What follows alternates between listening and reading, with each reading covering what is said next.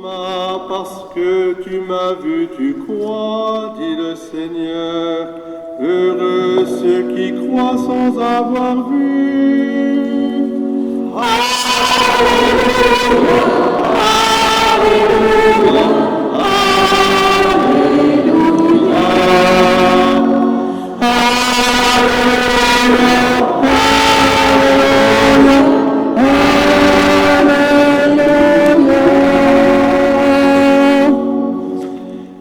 Avant l'évangile, je vais faire l'onction des catéchumènes, la prière d'exorcisme sur Liana.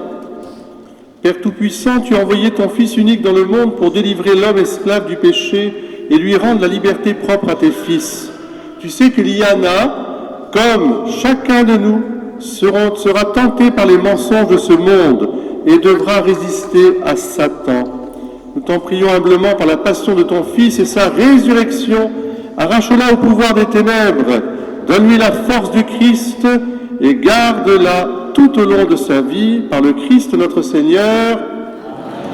Alléluia, Alléluia, Alléluia, Alléluia, Alléluia, Alléluia. Liana, que la force du Christ te fortifie, lui qui est sauveur, qu'elle t'imprègne comme cette huile de salut dont je te marque, dans le Christ notre Seigneur, lui qui vit pour les siècles des siècles.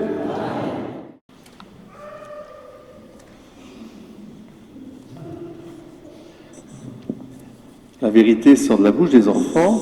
Alléluia, ça veut dire loué soit Dieu. Notre petite Liana, elle gazouille. Alléluia.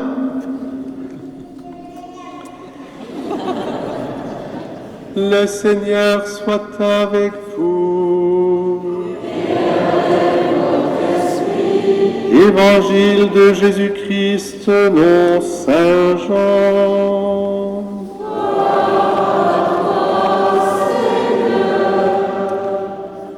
C'était après la mort de Jésus, le soir venu, dimanche de Pâques, en ce premier jour de la semaine, alors que les portes du lieu où se trouvaient les disciples étaient verrouillées par crainte des Juifs.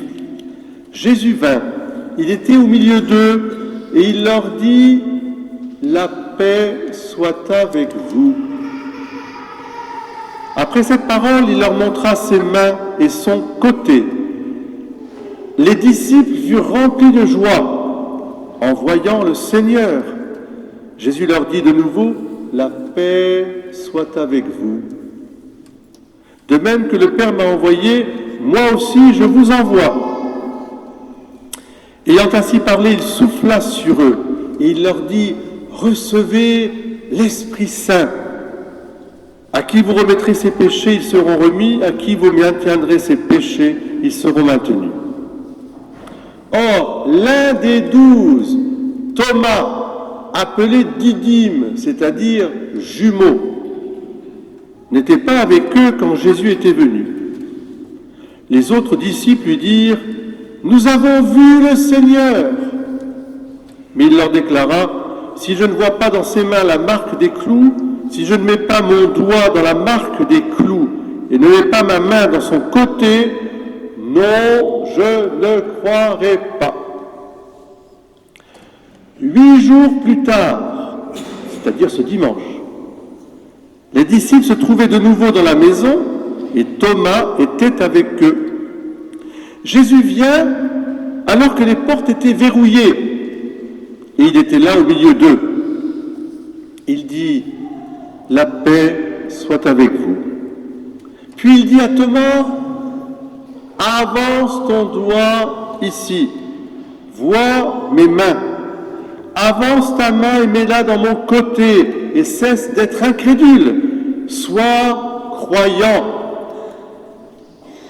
Alors Thomas lui dit « Mon Seigneur et mon Dieu. » Jésus lui dit « Parce que tu m'as vu, tu crois. Heureux ceux qui croient sans avoir vu. » Il y a encore beaucoup d'autres signes que Jésus a fait en présence des disciples et qui ne sont pas écrits dans ce livre. Mais ceux-là ont été écrits pour que vous croyiez que Jésus est le Christ, le Fils de Dieu, et pour qu'en croyant, vous ayez la vie en son nom. Alléluia, Alléluia, Alléluia.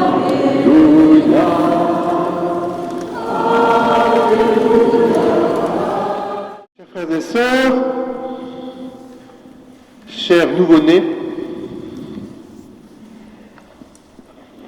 est-ce que le Christ est ressuscité? Alléluia! Est-ce qu'il est vraiment ressuscité? Alors, sur vos visages, j'espère voir au milieu du poids et des difficultés bien sûr de la vie, le visage du Christ ressuscité. Et je le vois dans cette belle famille qui présente Liana. D'ailleurs, la maman aussi, vous attendez aussi un heureux événement. C'est pour quand? Pour le mois de mai. Eh bien, écoutez, soyez bénis, hein, chers parents. Hein. Bon, écoutez, on dit toujours, hein, on se fait la main sur la première, puis ensuite, il y a les autres qui arrivent. Ça ira un peu mieux, je l'espère pour vous. Soyez bénis. Voilà, la joie de Pâques, c'est la joie de la vie qui donne la vie. Et c'est ça la joie de Pâques. Christ est ressuscité, ça veut dire Christ nous redonne cette vie éternelle. Et désormais, nous savons que nous sommes des vivants dans la mesure où nous apportons la vie, nous donnons la vie. Nous propageons cette vie. Et alors, en ce dimanche, on l'appelle ce dimanche aussi en anglais Pâques Close. Pourquoi on l'appelle comme ça? Parce que à chaque fois qu'on nous parle de cet évangile de Thomas, ça commence toujours par des portes verrouillées. Vous avez entendu? Les portes étaient verrouillées. Et puis, ça c'était dimanche de Pâques. Et puis, 8e jour, les portes étaient encore verrouillées. C'est très important parce que le Seigneur vient à nous dans ce qu'il y a de plus verrouillé en nous, mais qui est aussi sacré en nous. C'est-à-dire notre âme, ou notre cœur profond, si vous voulez.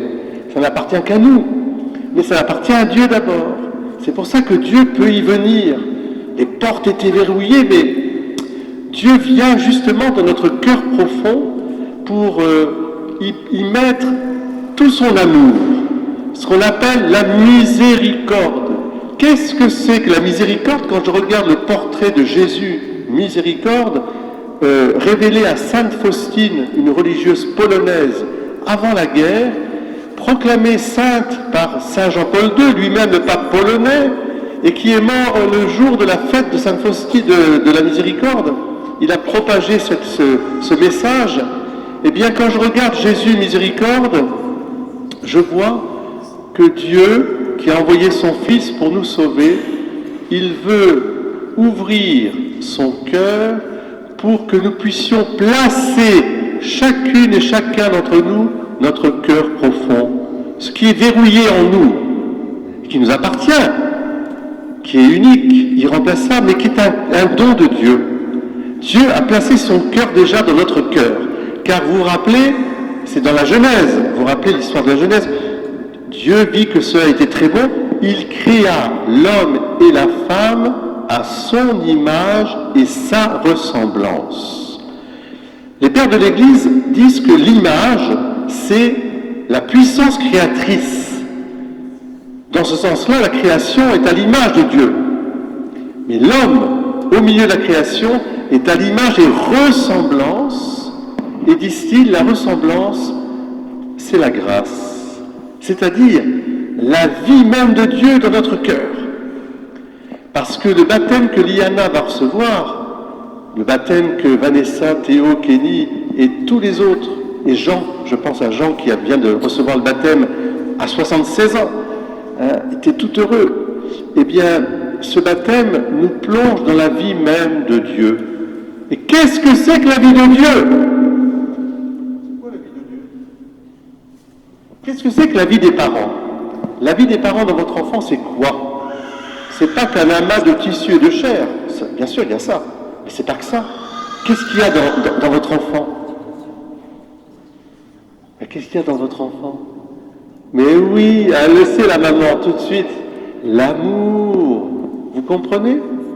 Quand Dieu place sa vie en nous, il place son amour. Et c'est un amour miséricordieux, c'est-à-dire un amour qui a envie de partager notre vie avec nos faiblesses, notre misère, etc. C'est un amour qui se place en nous, tout proche, proche de nous, à côté, et je dirais encore mieux, en nous, vraiment présent.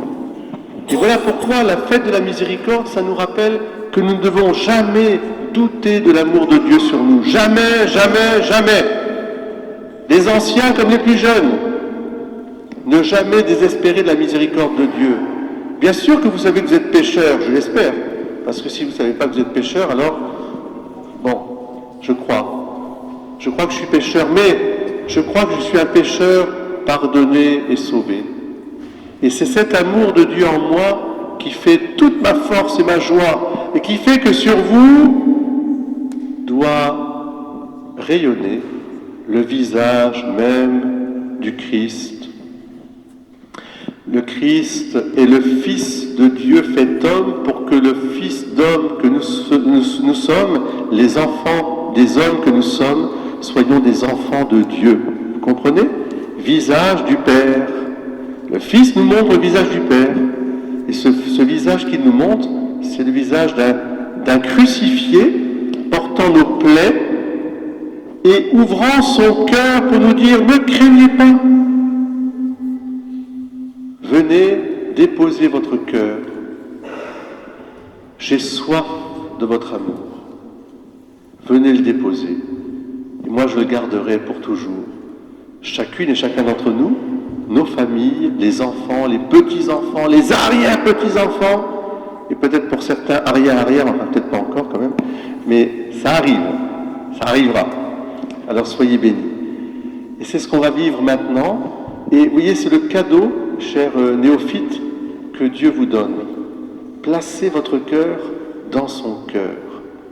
Et alors là, vous savez ce qu'a dit l'apôtre Paul dans la lecture, on n'y fait pas attention dans cette lecture. Je vais descendre pour vous la relire, pour redire le passage, parce que c'est pour nous. Nous sommes appelés à être des témoins, des missionnaires de la miséricorde. Voilà ce que Paul va nous dire. Et pour que, avant que je vous le dise, on va rechanter Alléluia, Alléluia. L'Éternel est son amour, Israël. L'Éternel est son amour. Alléluia, Alléluia, Alléluia. Alléluia, Alléluia, Alléluia. Lui, vous l'aimez sans l'avoir vu. Vous vous rappelez ce que Jésus a dit, bienheureux encore plus ceux qui croient sans avoir vu. Voilà ce que dit Paul. Vous voyez, ça c'est Pierre. Pierre dans la lettre qu'il adresse. Et en lui, sans le voir encore, vous mettez votre foi, vous exultez d'une joie inexprimable et remplie de gloire, car, c'est ça la pointe, en étant les témoins de cette miséricorde, de ce cœur à cœur, vous allez obtenir le salut des âmes. Vous vous rendez compte ce que dit Pierre? Ils sont partis à 500. On est des milliards maintenant. Vous allez obtenir le salut des âmes qui est l'aboutissement de votre foi. Eh bien, les plus de 20 000 baptisés de la nuit de Pâques, et ça continue, sont le témoignage en 2026 que ces paroles sont vraies. À partir du moment où nous, croyants, nous sommes témoins du Christ ressuscité, nous croyons, alors ce témoignage est semence de multitudes de chrétiens. C'est pour ça que je compte sur les parents pour transmettre la foi aux enfants, les grands-parents pour la rendre confite cette foi, pleine de douceur et de tendresse, les arrière-grands-parents aussi. Et c'est ainsi qu'on fait venir au baptême des jeunes, des toujours jeunes, même jusqu'à 76 ans. Vous imaginez? Il était heureux d'être baptisé, notre Jean.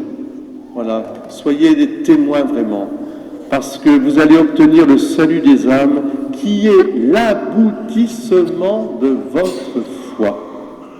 Parole du Seigneur, nous rendons grâce à Dieu.